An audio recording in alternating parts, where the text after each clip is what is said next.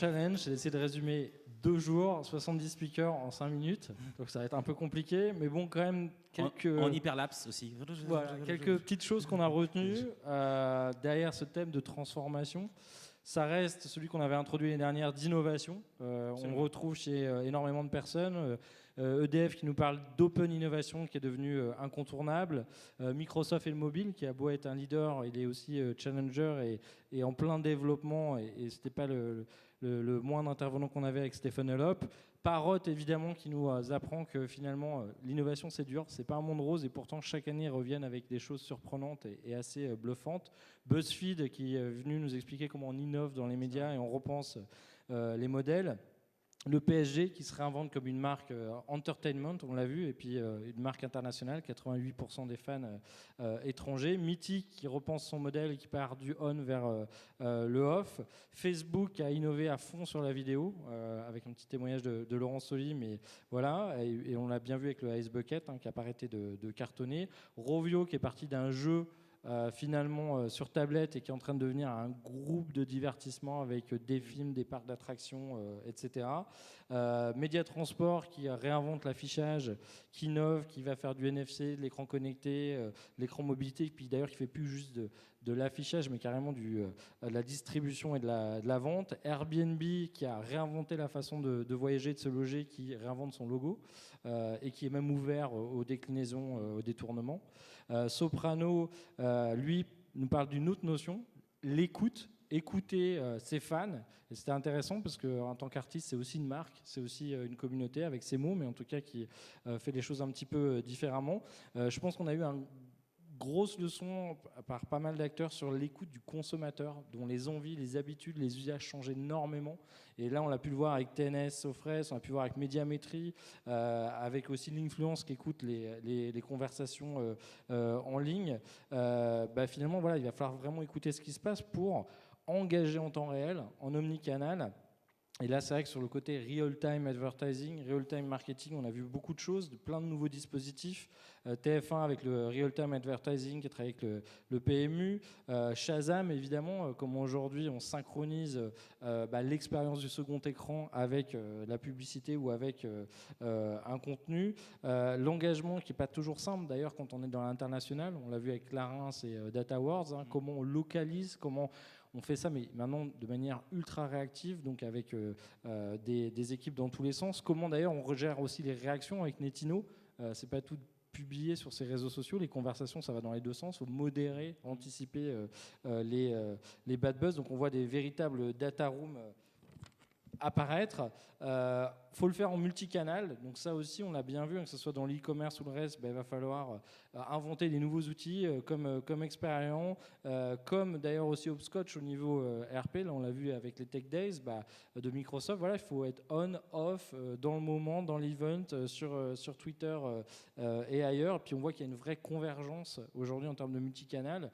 Finalement on a un seul prospect, un seul client, on peut le toucher de tous les côtés et on voit des solutions comme MediaPrism nous l'a présenté ce matin, et on peut le faire en temps réel, c'est le real-time bidding, on l'a vu avec AppNexus, avec Rocket Fuel, avec Radium One, et puis les exemples d'Air France et de Ford, c'est finalement utiliser cette data pour réagir de manière hyper intelligente.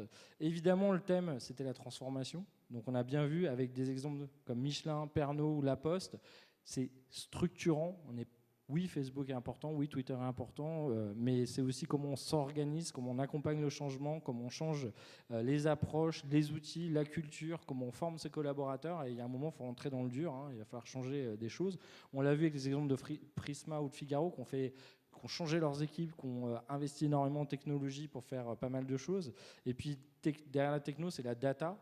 On l'a pu voir dans le workshop avec Fluvision d'Orange qui a fait des trucs de fou pour analyser tous les trafics en lieu de vente, dans la rue, grâce à l'analyse du suivi des téléphones. Et Quancy qui nous disait que les nouveaux métiers, pour 65% des écoliers aux États-Unis, ils auront un métier qui n'existe pas encore, alors qu'ils sont en train d'étudier aujourd'hui. Donc c'est vrai qu'il faut quasiment inventer ce qui n'existe pas encore. Il ne faut pas hésiter effectivement à manipuler cette data pour mieux cibler. C'était la Compagnie des Alpes avec Radium One. Voilà, tout de suite aller tester ces nouvelles possibilités pour identifier les bonnes cibles. Cette data, elle ne doit pas être déshumanisée. C'était Georges-Édouard Dias de QuantStream qui nous rappelait que finalement, tout ce boulot de techno et de data, c'est pour être quasiment aussi intelligent que la petite boutique d'à côté qui reconnaît ses clients et qui connaît leurs besoins. Et puis derrière la data, on l'avait bien vu avec l'opposition AdMed, ManMen, faut pas oublier la créativité. Je crois qu'on a eu entre quelques marques et quelques-unes des plus belles agences, que ce soit Fred et Farid, effectivement avec Orangina, hein, on voit que voilà, il y a un moment, on peut avoir tous les outils du monde, si on les alimente pas, si on crée pas du lien, si on décale pas les choses, si effectivement en Chine, on va pas inventer une nouvelle danse pour lancer Domios, il faut oser. Puis là, c'est plus la créativité, c'est quasiment de la culture. Hein. On réinvente des modes où on hijack des modes, c'est encore mieux, ça coûte moins cher et puis c'est plus malin. Donc ça, il faut être capable d'être rapide dessus, il faut oser. C'était effectivement aussi Burger King avec Buzzman, toujours voilà, oser convaincre les clients de faire des choses qui sortent de l'ordinaire, oser prendre un petit peu des risques et puis oser surprendre les gens. Évidemment, cette créativité-là, va falloir la distribuer. Donc on l'a vu avec TEDx et Buzzing, hein, va bien falloir garantir la diffusion de ces vidéos. C'est vraiment important. Et puis derrière tout ce changement, finalement, c'est un esprit d'entreprise, je crois, qui est vraiment clair. On l'a vu ce matin, effectivement, avec la CCI ou la BPI France ou Numa ou la French Tech. Il y a énormément d'acteurs qui se bougent aujourd'hui, qui ont envie. Enfin, on le sent quand même depuis 24 mois en France, ça y est, on reconnaît les entrepreneurs, les startups. On l'a vu d'ailleurs, hein, We Love Entrepreneur hier soir avec French Web et puis Axel Lemaire, secrétaire d'État au numérique, qui a fait la gentillesse de passer, qui montre quand même que ça y est, ça compte pour les politiques derrière.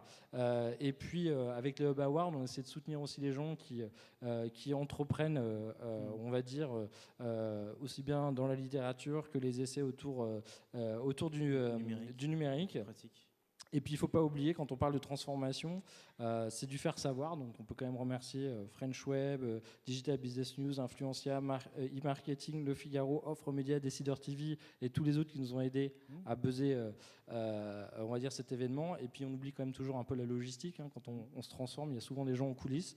Alors là, on pourrait citer Planète Sushi, Fauchon Martini, le Wi-Fi d'Orange, Gouméo pour l'app, ou la ACC, HEC, le SRI, l'IAB ou l'UDA qui nous ont aidés. Et puis, on oublie quand même quelqu'un qui est à ma droite, c'est Eric Morillo.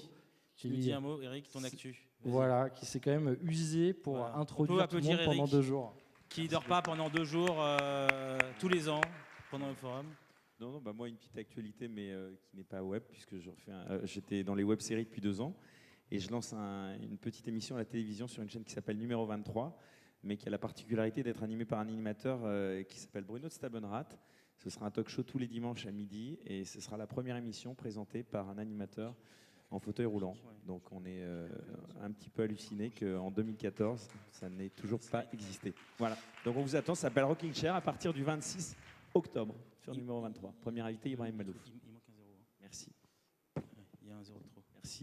Merci à vous deux en tout cas. On va partager avec vous du coup le résultat data de l'événement, sachant qu'il y a des problèmes de 0. Voilà, donc en tout cas plus de 15 000 tweets, donc merci à vous pour les impressions, c'est un peu bizarre, mais bon, en tout cas merci d'avoir aussi engagé, interagi, merci pour le networking. Et j'appelle toute l'équipe du Web Institute s'ils peuvent nous rejoindre sur scène pour la photo finale comme tous les ans. Voilà, parce que dans les coulisses, c'est plus de 15 personnes qui nous ont soutenus pour rendre cet événement possible. Merci à tous. Une belle édition, 1300 inscrits cette année. On était 1100 l'année dernière, donc 200 personnes de plus. Perle Bagot qu'on peut applaudir, incontournable. Perle. Dans la gestion des événements, voilà. Allez, et Thomas. Vincent Puren sur les contenus. Thomas la technique. À la basse, non je rigole. La photo. Voilà, Mathilde. Voilà. Photos. Benoît qui a quand même écrit tous les tweets 10 heures par jour du compte le Serial Tweeters. Forum, il a plus de doigts. Voilà, écoutez, merci beaucoup. Merci à tous. Merci. Et on espère à l'année prochaine encore plus grand, encore plus fort, encore plus pertinent. Et voilà, et c'était intéressant vraiment d'avoir cette année. On a Fred et Farid qui sont restés jusqu'au bout. Je pense qu'il faut saluer cette fidélité physique non pas IRL, je dirais même plus. Voilà. Et puis tous nos partenaires qui étaient là, les Orange, voilà, on n'a je pas peux oublié, tous mais en tout citer. cas, beaucoup. Mais voilà, mais franchement, cet événement, il est fait avec vous et pour vous. Et on est là aussi pour, comme l'a dit Laurent, c'est gentil tout à l'heure, pousser l'écosystème français et montrer qu'à Paris, il peut se faire des choses. Il y a des choses à Cologne, il y a des choses dans plein de villes. Et mais aussi à en Paris, région on peut faire avec des Innovation choses. Week. Voilà. Et on vous donne rendez-vous l'année prochaine sur notre autre événement qui tourne, qui est en cours actuellement, qui est Innovation Week, qu'on a fait dans 50 villes avec plus de 100 événements qu'on essaie de promouvoir et d'encourager. Et on va à l'année interagir entre maintenant et l'année prochaine sur la 3e édition d'Innovation Week et la 6e édition du Hub Forum Paris. Et pour les inconditionnels du Hub Forum, on se lance des défis tous les ans. Donc on vous avait dit il y a 3 ans, Paris sympa, mais on aimerait aller à l'Est, et on a fait Moscou. On avait dit l'année dernière, c'est sympa l'Est, mais on aimerait bien aller dans le sud-ouest. On a fait Sao Paulo. Et on se lance comme défi cette année de faire ça en Asie. Voilà. Donc le pari est pris, on vous donne rendez-vous et on vous dit à très bientôt. Merci à tous. Merci.